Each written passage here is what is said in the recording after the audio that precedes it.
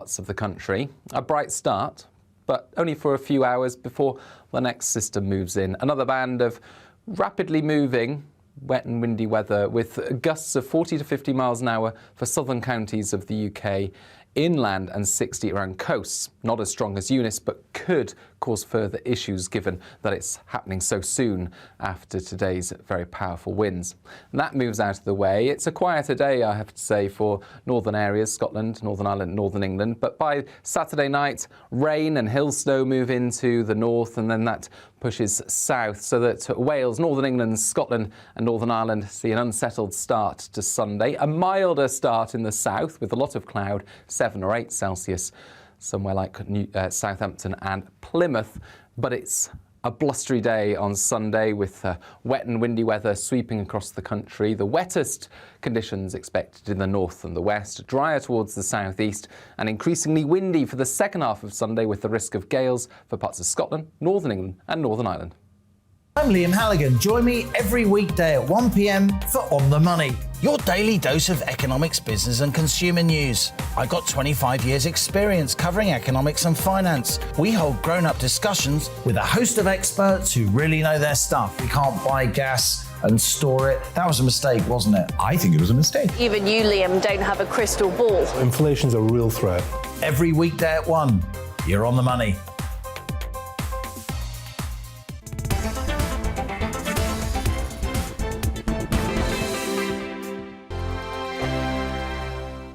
GB News is the UK's home of discussion and debate from all perspectives. To stay up to date on the latest stories, Make sure that you subscribe to the GB News channel. right here on YouTube. You can watch us live 24/7 across the whole world. You can also check out exclusive content and catch up on previous episodes of your favourite shows. Every day, we ask the questions That you'd ask, so why not add your voice to the conversation in the comments section? Don't forget to subscribe. We are GB News, Britain's news channel. Every night at 11 on GB News, we bring you the next day's stories the day before. It's basically like time travel. If it's a big story, we'll cover it, guaranteed. But we'll also have some fun along the way. Big opinions, big laughs. Sometimes big hair. This is Headliners, the paper review show that won't send you to sleep like the others will. 11 p.m, 7 nights a week. Join us.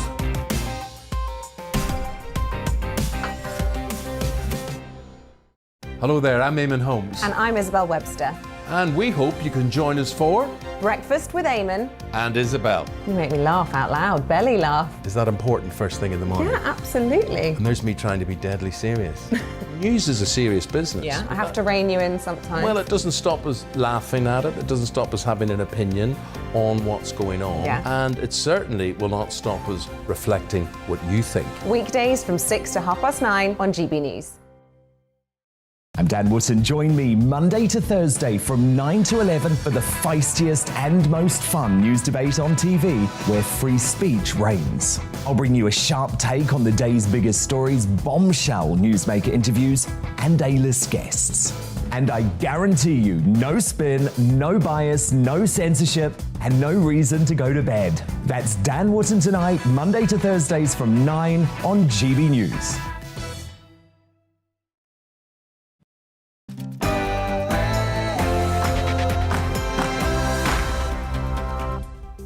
Hello there, I'm Michelle Dewberry. It's 6 o'clock and this is Dewbs & Co, the show where we'll get into some of the things that have got you talking today. Now, Storm Eunice, it's delivered wind speeds of 122 miles per hour in England today.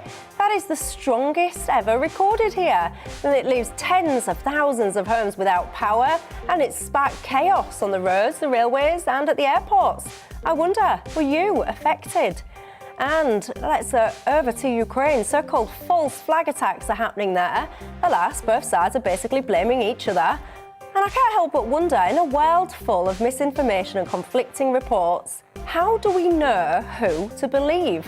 And when it comes to something as serious as this, the truth matters. And of course, we're all aware by now, or at least we should be, of the absolute lunacy of what Trudeau is doing in Canada.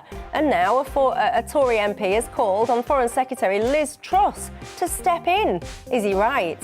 I say absolutely. In fact, I'm astonished that more leaders are not stepping up to ask what on earth is that guy doing. And Amazon has suspended BLM from its Amazon Smile charity platform because nobody actually seems to know what BLM have done with the tens and tens of millions of dollars it's raised. So why do so many of us give to charities without, quite frankly, having a Scooby what they're actually doing with that money? All of that to come, but first, the latest news headlines.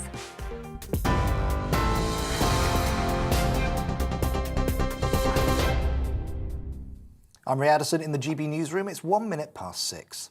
A man has been killed in County Wexford in Ireland after being hit by a falling tree during Storm Eunice, which is currently battering southern England and Wales. Winds of up to 122 miles per hour have forced the cancellation of more than 400 flights across the UK. The rail industry has issued a blanket do not travel warning, and roads have also been closed. The O2 Arena in southeast London is among the many buildings that have been damaged.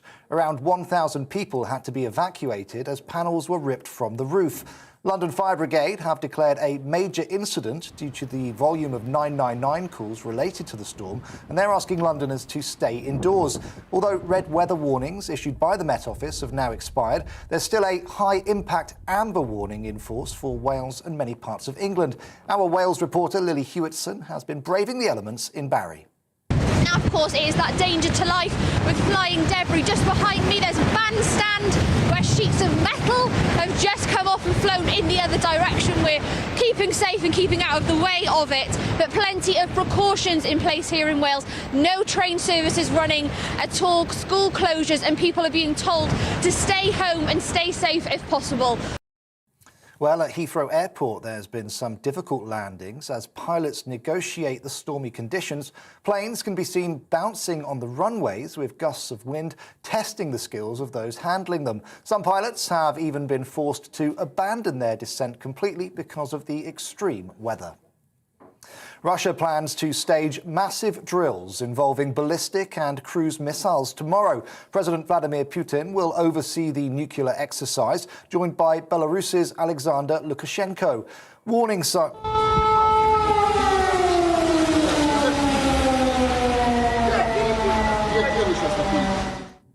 Warning sirens have sounded in the centre of Donetsk in East Ukraine as shelling increased in the region. The war games come amid heightened tensions, with both Moscow and Kiev accusing each other of ceasefire violations. Speaking in Poland earlier, US Defense Secretary Lloyd Austin said there's no evidence to suggest Moscow's moving its forces away from the border. Ironic that what Mr. Putin did not want to see happen was a stronger NATO on his flank. And that's exactly what he will see going forward. Prime Minister Boris Johnson is due to attend the Munich Security Conference this weekend. At today's opening, UN Secretary-General Antonio Guterres said Russia must de-escalate. I still think it will not happen, but if it did, it would be catastrophic. There is no alternative to diplomacy. All issues, including the most intractable, must be addressed through diplomatic frameworks. And it is high time to seriously de-escalate.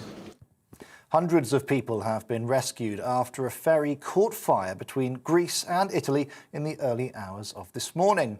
Coast Guards have confirmed that most of the 290 people on board the Italian-flagged ship were taken to the island of Corfu. 11 passengers are still missing, and efforts are underway to reach 2 truck drivers trapped in the ship's garage. The cause of the fire is not yet known. Kim Potter, a former Minnesota police officer in the US found guilty of manslaughter in the fatal shooting of Daunte Wright, has been jailed for 2 years. During the trial, the 49-year-old said she meant to draw her taser instead of her handgun during the traffic stop. The fatal shooting of a black motorist by a white officer triggered multiple nights of protests. Potter received a lighter sentence than the 7 years sought by prosecutors. NHS leaders in England are warning free COVID tests and self-isolation must remain in place for the public. A survey of senior staff found that 79% disagree with plans to scrap free PCR and lateral flow tests. More than three-quarters also want to keep the legal requirement to self-isolate following a positive result. The Prime Minister is expected to announce a Living with COVID plan on Monday. Great Britain have been stripped of their silver medal in the men's 4x100-metre relay at the 2020 Tokyo Olympics. It's after sprinter CJ Uja was found to have committed an anti-doping rule violation by the Court of Arbitration for Sport. A statement issued by the court said Uja did not challenge the decision, but argued he had not knowingly or intentionally doped. On TV, online and DAB+ radio, this is GB News. Now it's back to Dewbs & Co.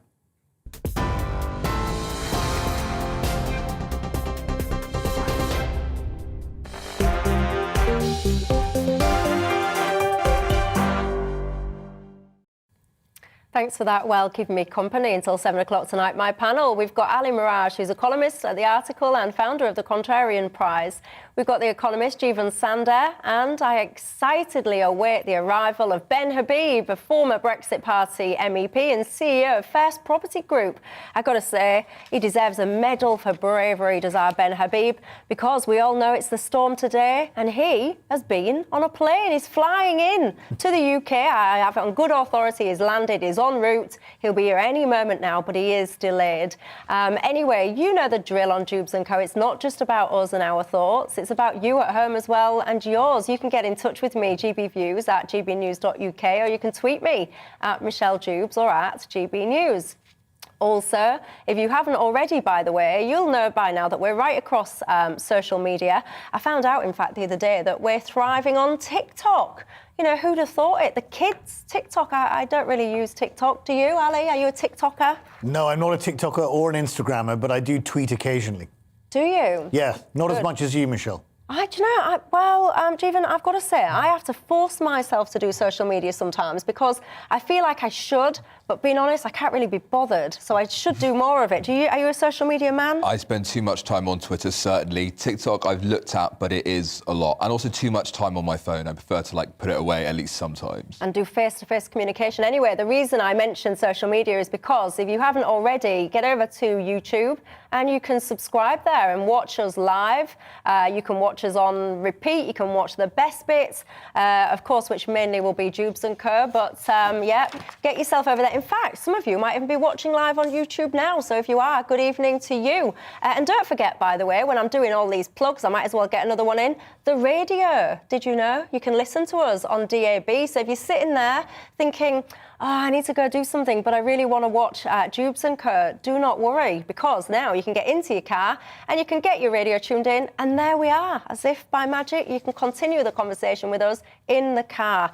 Anyway, I just mentioned to you that one of my panellists, Ben Habib, is not yet here. Why? Because of the storm. And you will know that Storm Eunice by now has been disrupting the UK, with much of the country given a red weather warning this morning. High winds have led to power cuts, flight cancellations, hundreds of school closures and travel warnings basically across the country. Unfortunately, and very sadly, one person has been killed in Ireland and more have been injured in the UK. A Met Office amber warning, meaning there's a potential danger to life, still remains in place across the Midlands, southern England and Wales. Here's the latest from our Security and Home Affairs editor, Mark White. As dawn broke over Porthleven in Cornwall, a taster of the awesome power of Storm Eunice. This area under a rare red weather warning as Eunice's winds barrel ashore. Along the coast in the Welsh port of Porthcawl, the harbour walls took a real battering from the waves whipped up by the now storm-force winds. Remarkably, no one was injured as the roof of the local lifeboat station in Sennan Cove near Penzance was ripped off, landing on power cables. The Coast Guard has warned weather watchers to stay away from the coastline because of the very obvious danger they could be washed out to sea. Still, here in Weston-super-Mare, locals couldn't resist dodging the waves on the seafront. Stay indoors and watch the weather reports on TV is the advice. but even colleagues are struggling with the elements. A petrol station about a mile away where part of the roof had actually come off. In South London too, people were quite literally being blown off their feet.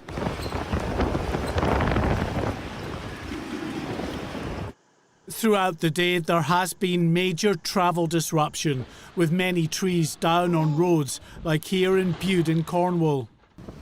On the M4 in Wales, multiple high-sided vehicles, like this lorry, have been blown over, causing huge traffic disruption. A motorist travelling behind the lorry earlier captured the moment it was caught by a huge gust of wind. Across Wales, all train services have been cancelled.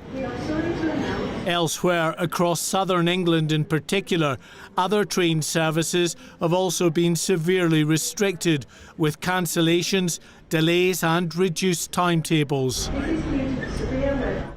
Trees and other debris blown onto rail tracks have blocked multiple routes. So we were meant to be going to London Paddington for about...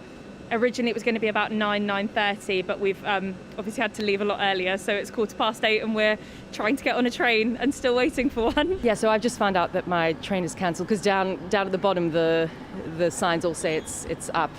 So I was going to go to London, and yeah, I think so far all of the trains in the next hour are cancelled. In Wells in Somerset, a local resident captured the moment the spire on St Thomas's Church succumbed to the winds. Ferry services across the south have now been cancelled.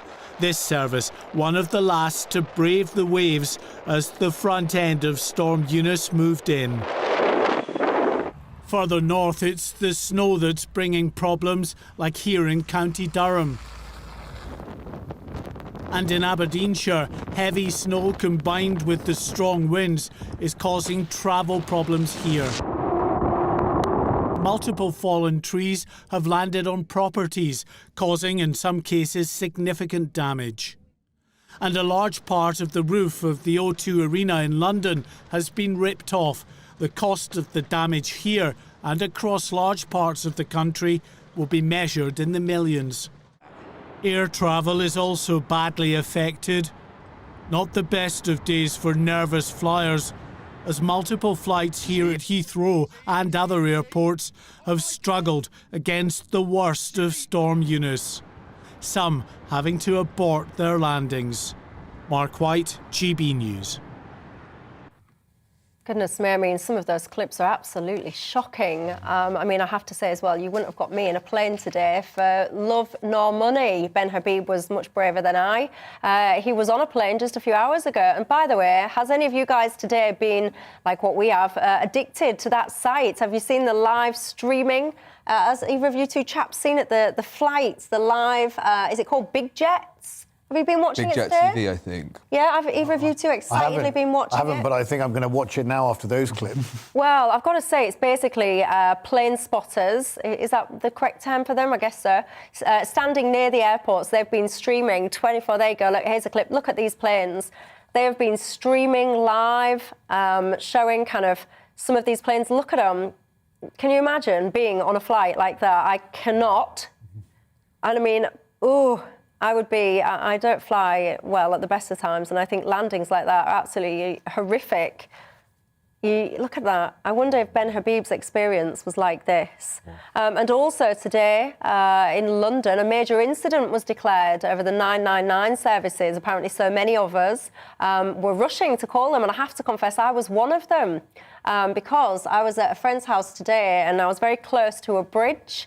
Wandsworth Bridge, and I was getting really frightened. I don't mind admitting it. I was getting really afraid because it's got all scaffolding and tarpaulin on it. And we was watching, there it is, look, that's my claim to fame, everyone. That is my video there. If anyone wants to hire me for any video work, I am indeed available, but I'm not cheap. If you are watching, if you're listening rather than watching, you're seeing a marvellous, professional almost footage of a bridge, quite a busy bridge in central London, covered in scaffolding from both sides. All the tarpaulin is coming down. The reason I was actually anxious, because the bridge was open, all of this tarpaulin was, coming down, and you could see that it's going to be pushing over to the actual bridge. Mm-hmm. And the more I was watching it, I was thinking, well, what do you do in that scenario? What do you actually do? Because we had a bird's eye view. We could see the workmen on the bridge, but we could see what they couldn't. They were looking at it from a floor level. I was looking down on it. So I thought, well, I'm going to have to ring 999, which I did, was put on hold for a while. And I called the police and I said to them, I know absolutely nothing about tarpaulin or scaffolding, etc., but I'm very concerned, and if you ask me, I think this road should be closed to pedestrians. They didn't seem to share my concern, I have to say. They logged it, gave me a crime number and told me to ring the council, which I did, and of course they didn't answer the phone. So I had to send them a message on Twitter.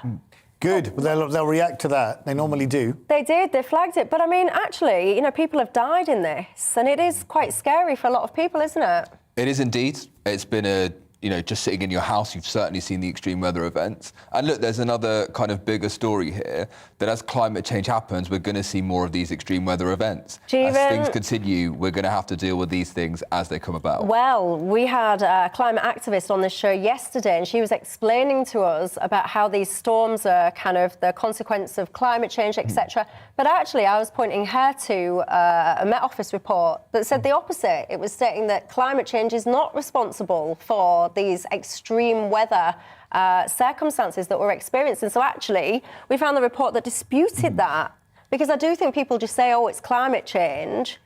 Your thoughts, Ali? Well, look, I think Dewbs makes a more general point. Look, we don't specifically know if this is going to be related to climate change or not, but I think the general direction of travel seems to be that there is a consensus around the fact that we are going to be living not only with the fact that the polar ice caps are melting, but also more extreme weather events. Now, you can see some of the implications for this, even in the financial sector, with banks, for example, in terms of the lending that they do to their clients, looking at how they can actually make sure that their portfolios of loans are resistant to climate change. Are they actually resilient if there are extreme weather events in terms of the money they're lending? Are they going to get it back? Yeah. And I think this is going to be an issue for major infrastructure assets up and down the country. Are we investing enough in our flood defences? Are our airports on floodplains? I mean, what are we going to be doing if we're facing more of these extreme weather events? And some of those, some of the footage you've been showing today, Michelle, is pretty shocking. So I do think we've got to become more resilient over time to these issues. Certainly, and I would say that I know that the evidence around cyclones isn't as strong as it could be, especially today's storms, but more generally, flooding as well as extreme heat are going to become and have become more frequent with time. So this particular storm may not be a result of climate change. These are becoming more common as these extreme events, but more generally, more broadly, we are seeing the wettest winters we're ever having, the hottest summers we're ever having. Those kind of pictures of rivers kind of bursting their banks will become more common. This is kind of a preview of what the future could look like. And we should really kind of take a moment and really think about how we should deal with this at the present moment. Well, June, it feels at times like we're feeling like we're living in biblical times. We had the plague. Now we've got the flood. I mean, God knows what else is going to happen next. We've had some other incidents, because I was doing a little bit of research about other extreme weather events. Many of you will be familiar with 1987, the big storm there. And this is the one where the weatherman, Michael Fish, basically said, don't worry about it, there's nothing on the way. And indeed, then he was wrong. 18 people died in that situation. And then in 1990, the Burnsday storm. I mean, this one, incredible. It sounds appalling. It hit during the day. It was therefore more deadly. It killed children in their schools when the roof collapsed. It threw cars off the road, and 47 people lost their lives, and at least 500,000 homes were without electricity during that one. So actually, I think sometimes it feels like we're seeing more and more weather extreme situations, but when you do go back you kind of realise that we've had these for quite some time. And by the way, ladies and gentlemen, I'm very pleased to welcome Ben Habib into the studio. For those of you listening and not watching, he's made it in one piece, all the way from near Poland.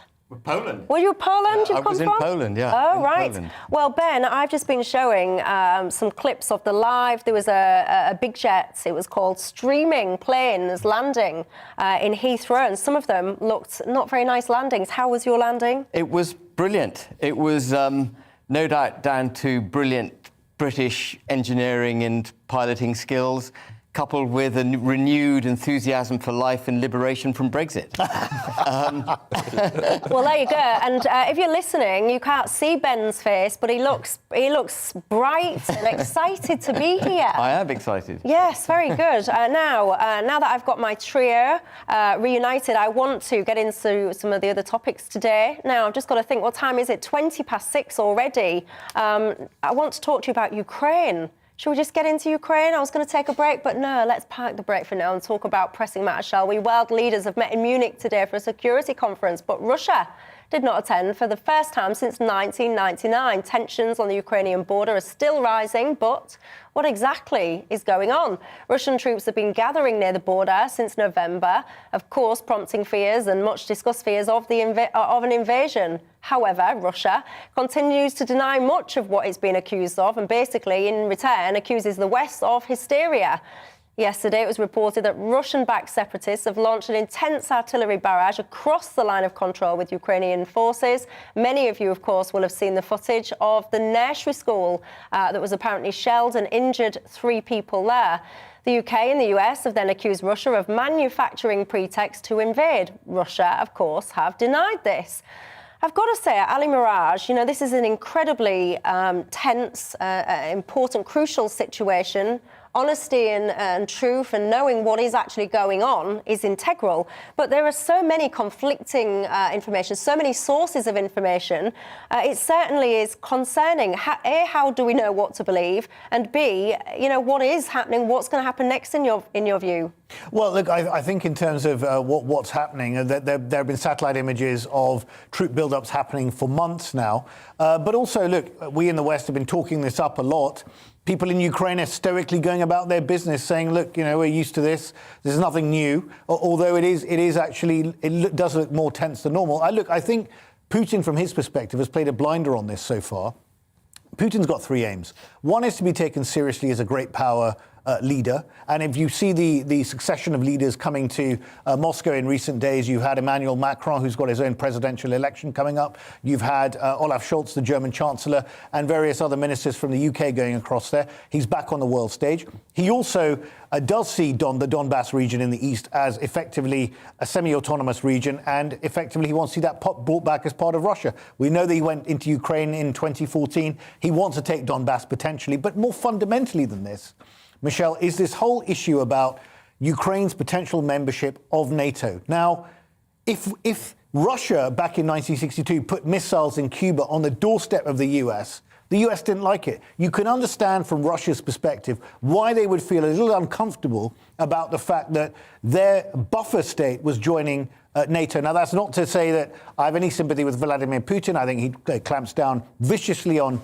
domestic dissent. Look at what's happened to Alexei Navalny, the dissident, languishing in a prison in Russia. But I do have some sensitivity for the fact that you do not buffer up with your Western NATO alliance against Russia. I think it's a recipe for disaster. I think it shows Western overstretch, and also it reveals how fragile we are in terms of energy security in Europe when 40% of German gas imports come from Russia. We need to diversify away from that if we're going to get serious about our security in Europe. Indeed. Stephen? I have to say, with the greatest respect, I do disagree in terms of, first of all, it's good for Russia. Actually, I don't think so. I think if you, as a toddler, throw a tantrum, people look at you, but that doesn't necessarily benefit you in the long run. We've seen the Ukrainian people become solidified against Russian influence. In anything, these actions have pulled the Ukraine towards the West. And why shouldn't it do so? Of course it would. If a country, I was to be invaded, I think I would turn against that country as well. We're seeing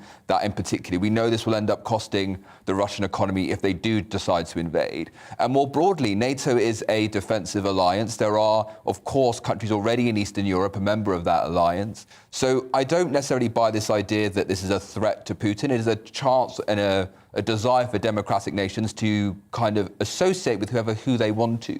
And Putin can feel however he feels about this. But the truth is that life isn't about feelings, it's about the rights of nations to do what they Jeevan, want. how would the US feel if the Russians were to do a military build-up in Cuba, as happened in 1962, that led to the Cuban Missile Crisis, that almost led to World War III? Well, they didn't feel great about the nuclear weapons, but of course, Cuba was supplied military hardware by the Russians. As far as I'm aware, in fact, it's certainly not the case there will be nuclear weapons inside the Ukraine. But also, Russia has always had a border with Western nations that did oppose it. There is in the Eurasian landmass. Now, the United States of America may not feel great about that, but they also didn't have and don't have a means by which to kind of overturn Cuba. And again, if the Cuban government was democratically elected and decided to associate with another nation, that would be their choice. The United States of America could feel as they feel about it. And the same is true today of Russia. We actually have to say democratic sovereign nations can do as they wish, so long as they don't violate the sovereignty of others. I mean, I think that's a really interesting point.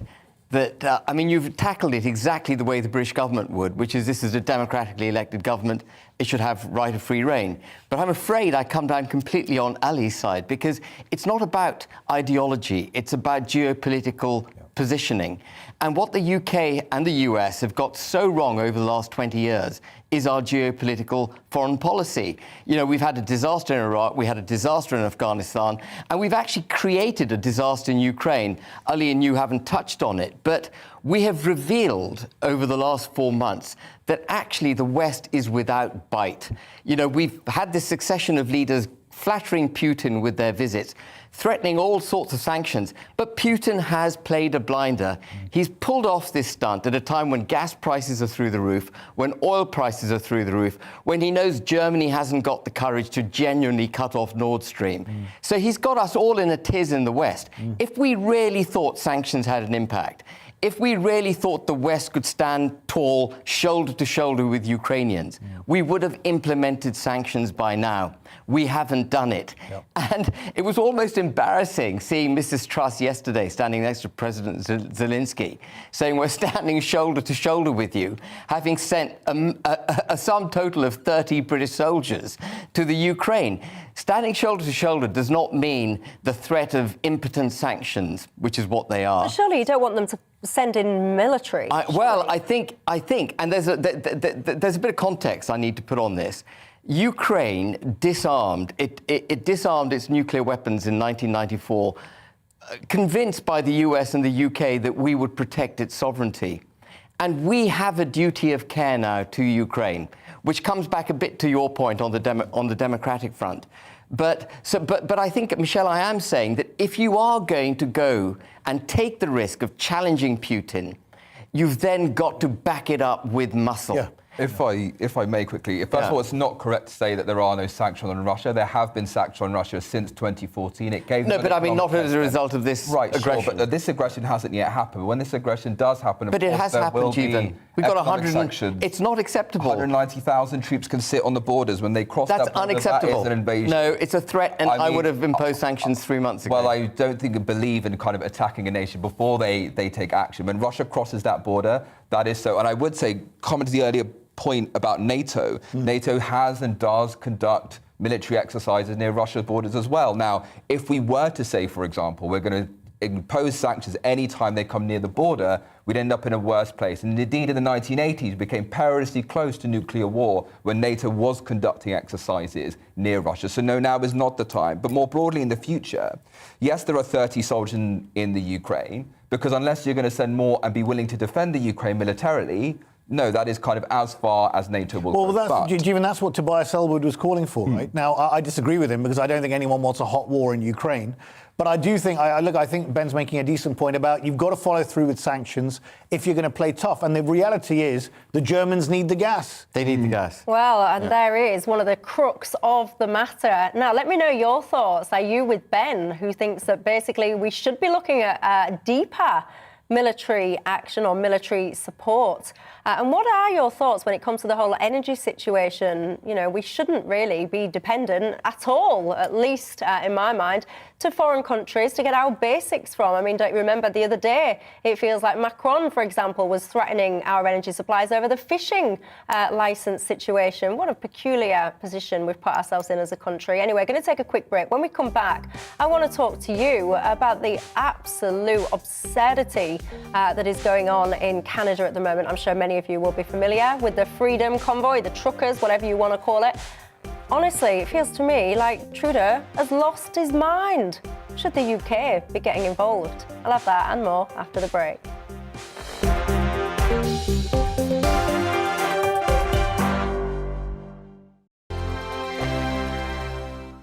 GB News is the UK's home of discussion and debate from all perspectives. To stay up to date on the latest stories, make sure that you subscribe to the GB News channel right here on YouTube. You can watch us live 24/7 across the whole world. You can also check out exclusive content and catch up on previous episodes of your favourite shows. Every day, we ask the questions that you'd ask, so why not add your voice to the conversation in the comments section? Don't forget to subscribe. We are GB News, Britain's news channel. Every night at 11 on GB News, we bring you the next day's stories the day before.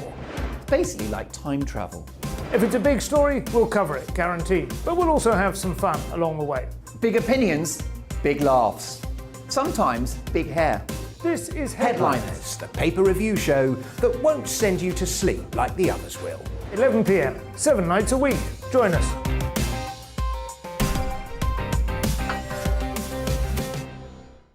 Hello there, I'm Eamon Holmes. And I'm Isabel Webster.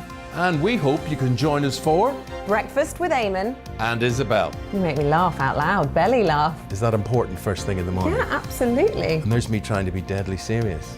News is a serious business. Yeah, I have to rein you in sometimes. Well, it doesn't stop us laughing at it. It doesn't stop us having an opinion on what's going on. Yeah. And it certainly will not stop us reflecting what you think. Weekdays from 6 to 9:30 on GB News.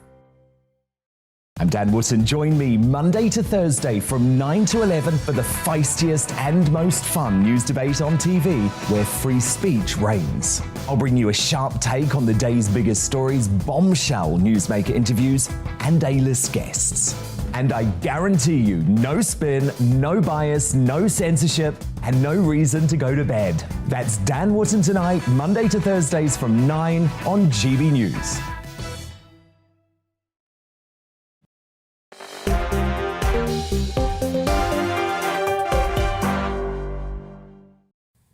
Hello there, welcome back to Dewbs & Co with me, Michelle Dewberry. A reminder as to my panel tonight, we've got Ali Mirage, the columnist at The Article and the founder of the Quantarian Prize. We've got an economist, the economist it says here, not just a economist, the economist, Jeevan Sander, and Ben Habib, who's the former Brexit Party MEP and CEO of the First Property Group. Now, surely, unless you've been living under a rock, quite frankly, you might have noticed what is going on over in Canada at the moment. It's been going on for a little while now, and this week Marcus Fish, who's a Conservative MP for Yeovil, has called on our Foreign Secretary Liz Truss, basically asking what the UK is doing to discourage what he says are arbitrary and authoritarian measures against Canadian residents and their rights. This, of course, follows the Canadian Prime Minister, Justin Trudeau, threatening all manner of things. He, in case you're not familiar with the story, he basically invoked the Emergencies Act, which gives him carte blanche to do a whole range of different things, including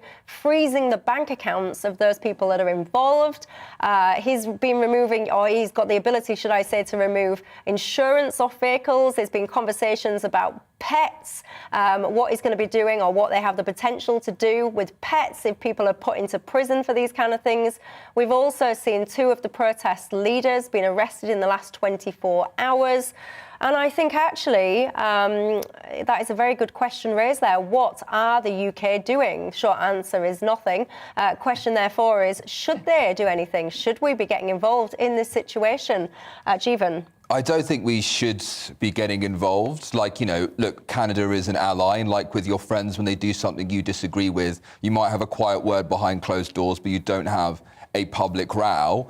More specifically about what Trudeau is doing in Canada, I suspect, like I suspect like everyone on this panel actually, it's not the right way to handle this. You know, you shouldn't be politicising vaccination uptake. Now, in the United States, we know one of the biggest predictors of whether or not you take up a vaccine is, are you a Democrat, are you a Republican? Thankfully, in this country, that is not the case. Thankfully, in this country, there's a kind of, well, first of all, yes, there are people who are still unvaccinated, but you're not more or less likely to be vaccinated depending upon your political persuasion. Now, if the government in power is doing everything they can do to kind of make your life not just difficult, but almost impossible, then actually you're not likely to become vaccinated. So this isn't a good way to encourage vaccination rates, which is frankly what I want to see, like more people vaccinated. Of course, fewer illnesses, fewer deaths.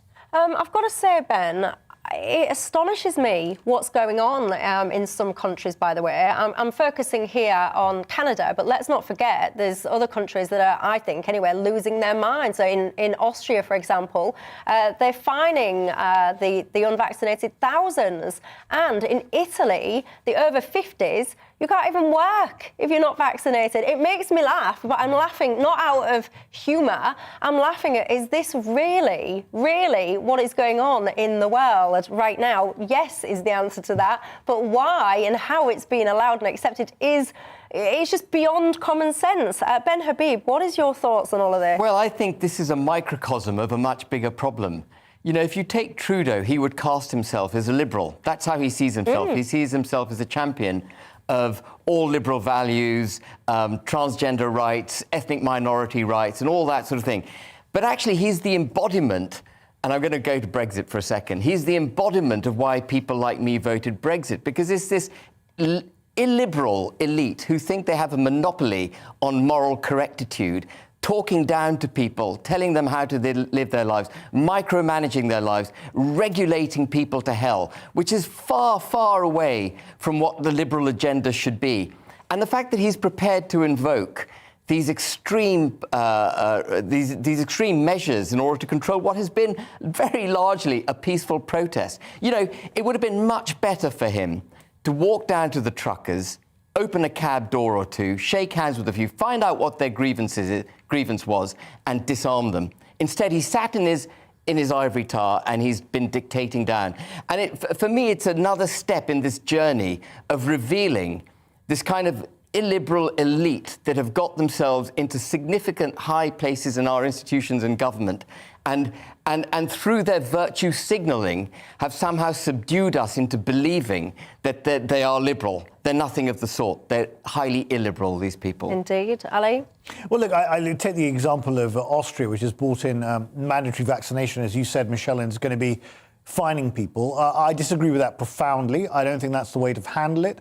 I do think there is a place for COVID vaccination passports, actually, I do, for a limited period of time. I know that's deeply unpopular with many people who believe that that's an infringement on civil liberties, but never mind those civil liberties, they don't work. Well, no, look, I've been to... The passports, I'm talking about the passports, make very, very little difference. Well, look, I've been to both Zurich and Berlin in the last 6 months. You have to show a vaccination proof anywhere you go over there to get in any restaurant or anything else of the sort. Now, over a period of time, once this disease moves from pandemic to endemic stage, and we're either all have been vaccinated or have had COVID, so there's a certain degree of herd immunity within the country, but also in the world, then you won't need this. But in the interim phase, certain countries have introduced this. I think that makes sense. Obviously, you're not preventing people from going to the supermarket for essential goods, but you are preventing people to go to hospitality venues, etc. But you're not telling me how it makes sense, because you're saying to me it makes sense, and I'm saying to you, if you look at case rates, let's just bring it close to home. If you look at case rates in places like Scotland and Wales that have had these passports that you're calling for and saying they make sense, if you actually look at the case rates, I think they're probably even higher than ours. But it's not just the case rate, Michelle. It's the case of serious illness, hospitalisation and potential death. That is what it's about. It's not just about preventing the infection rate spreading. But anyway, look, I don't think it's about any of them. I think it's about control. Well, I think they're appalling, these things. Well, the good thing in this country is that I think, on balance, we got to the right place. We didn't introduce vaccination passports here. It was being thought about for a while. I do think there would have been an argument for it, but we haven't had to go there, which is positive in a way. And we also haven't had to introduce mandatory vaccination for NHS workers, I think on the back of the fact that there's a 6 million waiting list and 90,000 vacancies in the NHS, and it just, frankly, didn't make sense. to do. Well, listen, do you know, I can't help but think, right, if this was Donald Trump, just cast your mind back, just bear with me, just humour me just for a brief moment, if you will. If this was Donald Trump behaving the way that Justin Trudeau is behaving, I'm almost certain that there would be a reaction. What Justin Trudeau is doing is basically, if you disagree with the line of the government, which is, as we've just been discussing, these vaccine mandates for these truckers, which is what we're focused on, if you disagree, he's invoked an act that's never even been used before. He can basically freeze your finances, remove your abilities to work. I'm going to show you a couple of tweets, actually, that have been sent out in the last day or so. I'll use the media one. Let's bring that one up first. All media who are attending the area, please keep a distance and stay out of police operations for your safety. Anyone found within areas undergoing enforcement may be subject to arrest. I beg your pardon? And then, look at this one about the animals. Attention, animal owners at demonstration. If you are unable to care for your animal as a result of enforcement actions, your animal will be placed into protective care for 8 days at your cost. And after 8 days, if arrangements are not made, your animal will be considered relinquished. I mean, I genuinely, Jeevan, I am sitting here and I cannot believe that in 2022 this has been allowed to happen. It has not been a great set of actions or response from Justin Trudeau. He certainly hasn't met with the truckers. That's definitely true. Now, it's true the truckers did shut down a major road, 25% of their trade with the United States, but that also doesn't really at any point justify these actions. There were better ways to deal with this, better ways to persuade people. And if your aim is to increase vaccination rates, these kinds of measures are not going to do that. It's not going to persuade anybody. I certainly think it was the right actions by the Canadian Prime Minister. I'd certainly agree with the panel here that he has to certainly act differently. There's a better way to persuade people to be vaccinated. Well, I feel like a stuck record, so I do sometimes on Dewbs and Co, because I am I want to use the word outraged. I actually am. I cannot believe that in places not far from here, for example, I've just given you examples of Austria, I'm talking to you about Italy. If you are over 50 in Italy, you cannot go to work unless you've had these vaccinations. You know, Austria, you're going to get fined. I find it so mind-blowing that people are accepting this, that leaders are accepting this, because obviously many citizens of those countries are not accepting it. They are protesting, etc. But the fact that these kind of leaders are allowing this or being allowed to do it, I find it staggering, because I tell you, if I said to any of you lot in 2019, look, here's the thing, imagine you're going to be in a situation in Europe where if you don't have an injection of something, you're not going to be able to go to work and you're going to get fined. You'd think I was absolutely crackers. It's dystopian. Yeah, but it's happening. Anyway, lots of you guys have been getting in touch about some of these topics. Let me know, by the way, in summary, on this whole Canadian thing. Do you think people like Liz Truss, for example, should be stepping up, speaking out about what's going on in these countries? Or do you sit there and think, nothing to do with us, Michelle, keep out? Or do you actually think, good, Justin Trudeau is right, these people should have the vaccinations, and if they don't have them, well, they get everything that's coming their way. Let me know, what is your thoughts? What are your thoughts, I should say? Lots of you talking about the Russian situation. Kenneth says at least two of your panel are right about Russia. It's the West who are the aggressors sending arms to Ukraine. That is crossing the Russian red lines. That's Kenneth's thoughts there. David says NATO should have left the buffer states as it agreed after the fall of the wall. NATO is moving east, is bound to make Russia want to use West. I don't know if that's a typo, but I kind of get your gist. Josephine says, I agree with Ben Habib. It should have been made to Putin. His threats are not acceptable. Aidan says, Canada, Scotland, Wales, etc. This is what happens when the Liberals get power. Someone else has said, Canada is still a part of the Commonwealth, so what happens there is still very much the business of this country. The deafening silence from Westminster is deeply concerning. Jill says, what about what's going on in Italy? It's like a police state. Indeed, Jill. You are quite right. Anyway, going to take a quick break. When we come back, I want to talk to you about Brexit. Should the UK be seeking a special relationship with the EU? We'll have that and more. I'll see you in a couple of minutes.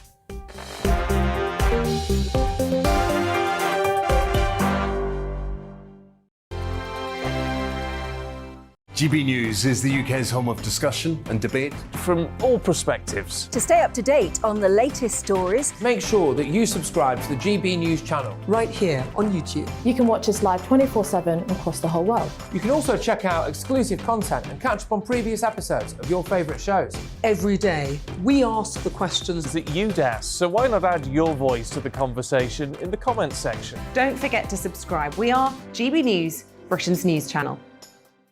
Every night at 11 on GB News, we bring you the next day's stories the day before. It's basically like time travel. If it's a big story, we'll cover it, guaranteed. But we'll also have some fun along the way. Big opinions, big laughs. Sometimes big hair. This is Headliners, the paper review show that won't send you to sleep like the others will. 11 p.m, 7 nights a week. Join us.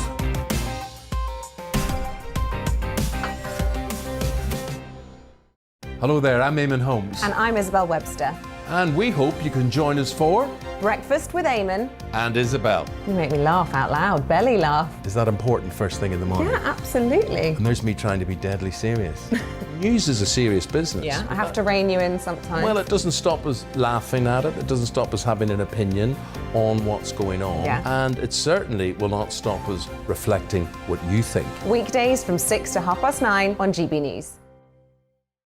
I'm Dan Wootton. Join me Monday to Thursday from 9 to 11 for the feistiest and most fun news debate on TV, where free speech reigns. I'll bring you a sharp take on the day's biggest stories, bombshell newsmaker interviews, and A-list guests. And I guarantee you, no spin, no bias, no censorship, and no reason to go to bed. That's Dan Wootton tonight, Monday to Thursdays from 9 on GB News.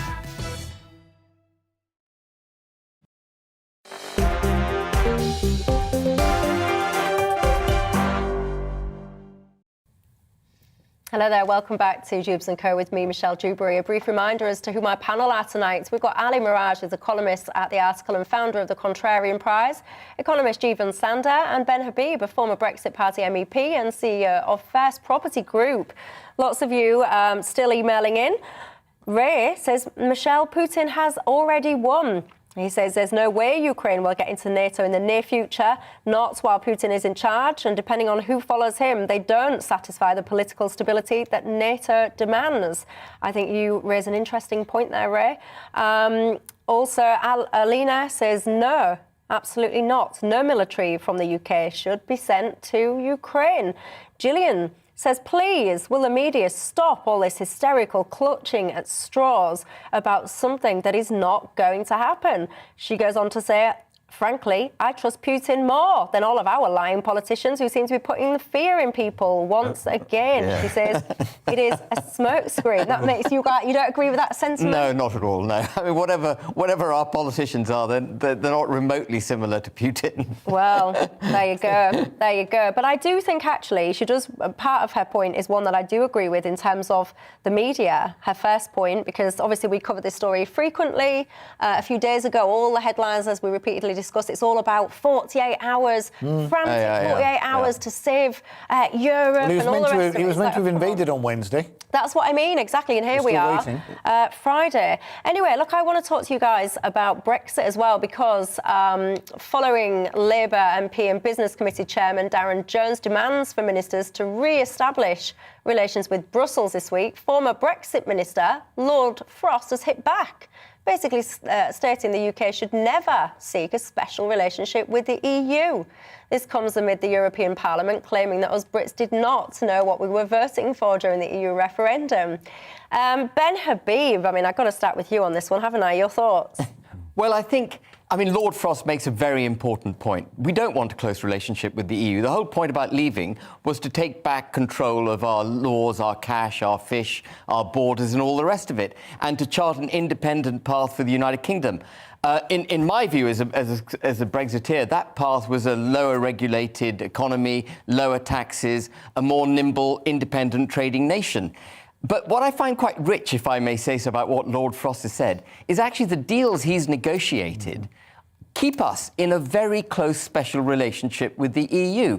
We've entered into level playing field obligations with the EU, committing to not regress from their state aid laws, their competition laws, their employment laws. We're committed by international treaty to staying on this path towards net zero to 2050. And Lord Frost himself has, criticised the government's policy on net zero, but he's signed this into international treaty.